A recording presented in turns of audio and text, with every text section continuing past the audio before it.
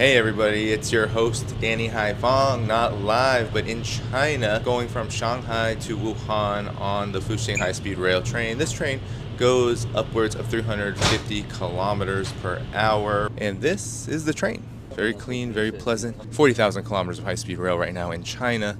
It is one of the big investments China has made, and of course they've been able to do this because China does not invest in war like the United States. So it's been hard for me to follow what's happening in the world, but let's begin with Trump in the Middle East, especially Israel. I was reading this astonishing op-ed by the founder of the Times of Israel, David Horowitz, and Israel right now is incredibly unhappy with Donald Trump. And why is that? Because Israel is so insecure right now, and a big reason for this is Trump's Middle East visit, going to Saudi Arabia, going to Doha, Qatar, meeting with Mohammed bin Salman, meeting with, of course, the Al-Qaeda leader, Mr. Jolani, and also going to the UAE to construct deals. He signed a massive weapons deal, of course, with Saudi Arabia, and told Saudi Arabia that it's their decision whether they want to join the Abraham Accords. He hopes that they do, but he's not going to rush them. It's going to be done on their time. So this has all angered Israel.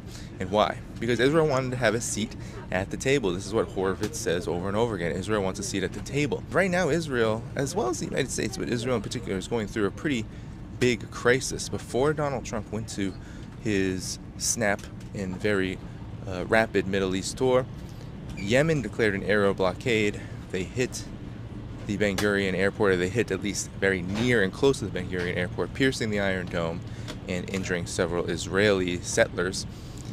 After this, Israel has been in complete panic over the fact that Donald Trump has ceased the bombing campaign of Yemen, while at the same time, Yemen's Houthis, or Ansar Allah as they're actually called, decided that they were going to conduct this aerial blockade and intensify their operations on Israel, which have intensified. In fact, there are hypersonic missiles and ballistic missiles and drones being fired upon and targeting Ben Gurion Airport and other parts of so-called Israeli proper almost every other day, if not every 24 hours. I believe there were 3 attacks in 24 hours during Trump's Middle East visit. So all of this has Israel in panic. Netanyahu has made himself a pariah, and even Donald Trump, who is no enemy of Israel, he has been working hand and foot, allowing Israel to continue its genocidal practices in Gaza, its occupation of Syria, its continued violence in Lebanon. He has not prevented any of this, and in fact has given it the green light. But Netanyahu angered Donald Trump pretty heavily when he was talking to U.S. officials like Mike Waltz behind, in his administration, his regime, was talking to people like Mike Waltz, who was demoted to UN ambassador from National Security Advisor, about a possible Iran strike, as Donald Trump is trying to be, how should we say, we can't call it strategic, but he's trying to maneuver the Iran situation in the interest not of peace, but of a war that Trump and his administration can accept. So right now, Donald Trump is focusing on possibly getting a Nobel Peace Prize, JPCOA number 2, while trying to save face, maintaining aggression on Iran. It's a very delicate situation, and it's one that exposes many things about the U.S. and Israel's position, especially in West Asia. First, Israel's position in West Asia has declined, and in the world it has declined. It is in a monumental crisis. First of all, let's just be honest. Nobody likes Israel. And why is this? Well, Israel has had a genocide be live streamed for now what we are moving into 2 entire years. Then you also have the fact that Israel has pursued its expansionist ambitions while doing this. And also, you have a crisis inside of Israel where not only is its economy struggling, but you have reservists not showing up for this forever war in Gaza, this forever genocide in Gaza. And you have divisions within Israeli society, even though they're not pro-Palestinian divisions. They're divisions nonetheless that show that Netanyahu's personal ambitions, his political ambitions, his need to protect himself is becoming more and more unpopular, not only inside of Israeli proper, but of course around the world. So this is a crisis, and Ansarallah has actually intensified this crisis with the heroic stand and solidarity for Gaza. And now the United States is not bombing Yemen, or at least it's temporarily paused its bombing of Yemen in order to pursue Iran and pursue these other issues in the Middle East, and essentially admitting defeat to Ansarallah itself, because how many jets now, F-18 fighter jets, are on the bottom of the Red Sea because of the evasive maneuvers and the hits that Ansarallah was able to strike upon U.S. aircraft carrier, the USS Truman. So this is an incredibly astounding moment in history where we are seeing Israel and the U.S.'s decline in real time, despite the violence and despite the bluster and despite all of the mental gymnastics and political gymnastics that Israel and Donald Trump are conducting. But Donald Trump is trying to save face. He is doing something that I think is very important to note, in that while he is not a pro-peace president, Donald Trump is asserting what I believe is a friction in the U.S.-Israeli relationship. It is, who is wagging the tail? Is it Israel or is it the United States? And right now, the United States and Donald Trump cannot afford to look like Israel is wagging the tail. And this is a big debate. Does Israel control the United States? Does the U.S. control Israel? In my estimation, Israel is a military outpost of the United States, and all of its behavior and all of its aggressions and all of its policies in the region are geared towards satisfying U.S. interests. However, that does not mean that Israel doesn't have its own independent interests, and that Israel doesn't want the United States to look the part as if it is in control, as if Israel is in control. So this is a big conflict that Israel faces, and one that in the United States face between each other, and one that is not going to be resolved under the Trump administration. We know that Donald Trump at times, and in many instances, looks, he's tucking in the chair of Netanyahu. He looks like he is the one who is kowtowing to Netanyahu. And other times, it looks like Netanyahu is the one who has to kowtow to Donald Trump in the United States. So this can be a very confusing dynamic, but I think what it really speaks to is that both of these imperial powers, both of these imperial vultures, they are in crisis. They are in big crisis, especially on the geopolitical front. So this snap visit is going to be an attempt by Donald Trump, and is an attempt by Donald Trump to demonstrate the U.S.'s continued power and influence in this region. But really what we are witnessing all across the geopolitical landscape right now is U.S. imperial weakness. The hegemonic ambitions of the United States are being called to task, that the world is standing up in many respects and not bowing down. This has been a big conversation here in China. I just participated in a conference with the Shanghai Institute for American Studies, and we discussed U.S.-China relations.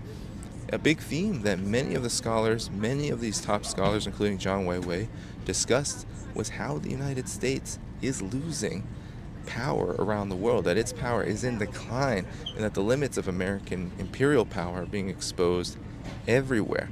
Let us just begin now with China.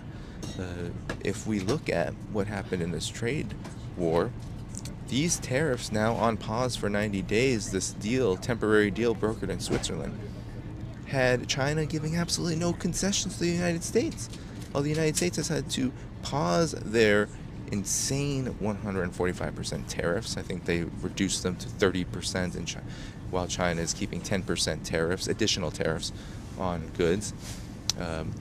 And now they're basically at the point where, but pre-Trump administration, where tariffs are, so almost starting from scratch. But what this means is that Scott Bessent, Soros's Scott Bessent, and Donald Trump have said that they cannot hang with China, while China kept and stayed the course. So this is a profound moment in history that shows that China, as a rising power around the world, has the capacity, especially on the economic front, but let's be honest, on the military front. Pete Hegseth has admitted China is in possession of hypersonic missiles that can destroy U.S. aircraft carriers in a matter of minutes. China has a population of 1.4 billion people that can be mobilized in rapid time to fight any kind of war on the Chinese mainland, which will never happen. The United States won't be able to reach it, or on the sea or by air. China's J-10C jets, look at what they did. Look at what they did during this India-Pakistan skirmish, this war. Those J-10Cs decimated India's air capacity. They took down, 6 jets? And Pakistan laid immense damage on the Indian military before it tapped out. And Pakistan is the recipient of Chinese weapons, old Chinese weapons, by the way, because China is not really an arms exporter. It's not a military industrial complex like the United States, which by far leads the world in arms exports. I believe nearly half of all arms exports around the world are just from the U.S. alone.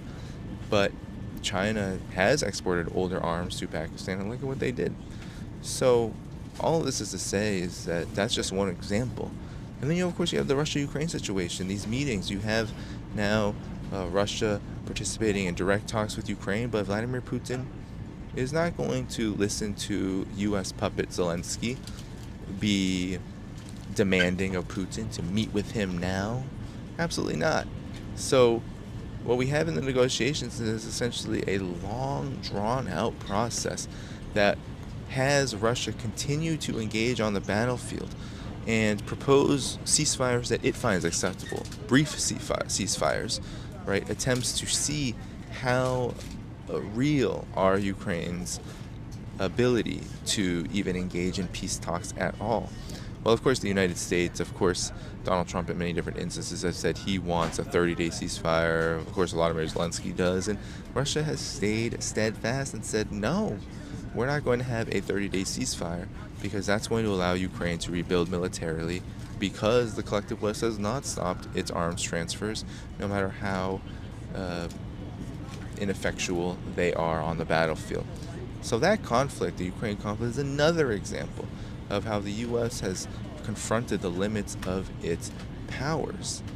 But I believe nowhere is this more true than in the Middle East, if we go back to the question of Israel, because not only is Israel under siege right now by the heroic Ansar Allah forces that are saying we stand with Gaza and we will send our missiles to Ben Gurion Airport, to Tel Aviv. We will continue to slam you and hit you for as long as it takes. We will do so strategically. We will take part in a hybrid war that includes an aerial blockade. It includes missile strikes, drone strikes, etc. on your so-called occupied territory.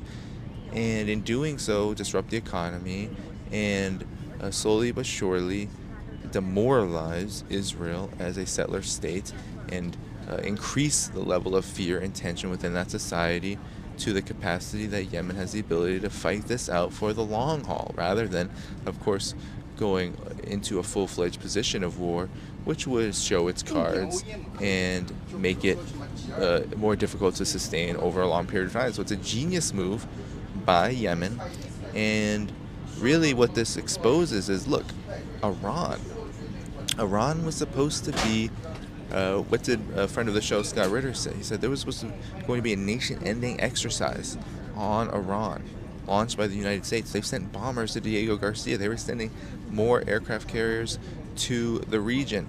And what did Iran do? Did it say, I give up? We're not going to stand by our position any longer? No. They stayed steadfast on keeping talks with the United States indirect. Then they engaged in these talks with the United States. They paused for a little bit, and they've been going back and forth. But Iran has from the beginning said, we will talk to the United States as long as the core demand is being discussed, which is the lifting of sanctions in exchange for some matter of concessions on its nuclear program, which, to be quite frank, are not a deal breaker for Iran because they don't want a nuclear weapon right now.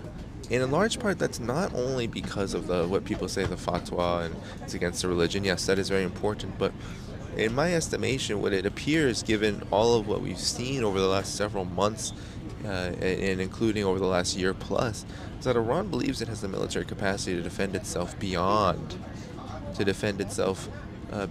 need for the use of nuclear weapons. That if the United States and Israel are going to engage in any kind of concerted military campaign, that they would be drawn into a long war that they cannot win because Iran can fight and fight till the end, as China's foreign ministry has said about China. So this is an unprecedented moment in history, and it's one I've been reflecting on as I've been in China, because I think geopolitics right now is in a dynamic place where this shift toward a new world order is happening in a very rapid fashion.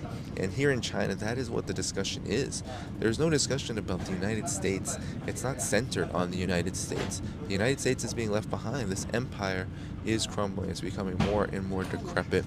And China, Russia, Iran, the multipolar world are attempting to move forward within the framework of a world that is being choked and strangled and waged war against by this dying and decaying system of U.S. hegemony. It's going to be very interesting to see what happens from here. I'll be in China talking to more folks, getting more understanding what's happening, especially when I go to Beijing to end the trip. But I'll be in Chongqing. I'll meet with friend Daniel Dumbro while I'm there, Alex from Portify Media, and we will get a sense of the dynamism of China. Chongqing is a rapidly growing city. It is a city of 30 plus million people. It's the biggest city in the world in terms of population.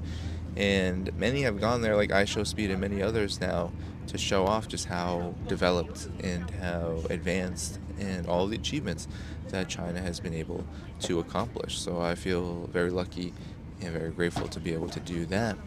But without further ado, in closing, this geopolitical moment is one that should give us all pause about what the priorities for us as human beings really are. Because when I'm here and I'm sitting on high-speed trains that cost $75 to get 800 plus kilometers an hour and travel 350 or so kilometers an hour, when I walk around and I see the massive and rapid development that everyone tells me is very new and has essentially just occurred, when I see the confidence of the Chinese people, their raised standard of livings, and also the priorities of not just their scholars, but of ordinary people as a whole to increase and raise the standard of living here, to move toward modernization and eventually a modern socialist country by 2050. When I look at China's foreign policy in building closer relations with Iran, with Russia, when I see all these BRICS powers, these rising multipolar powers come together to chart a new world, we witness and we see the building blocks for what is to come, a hopeful future, and one that can help put into context the panic we are seeing from the now decaying imperial and colonial hegemons, those who want expansionism, those who want to seek endless profits and wars for them, and endless profits for themselves at the expense of the rest, who pursue militarization in order to build the infrastructure to make this happen.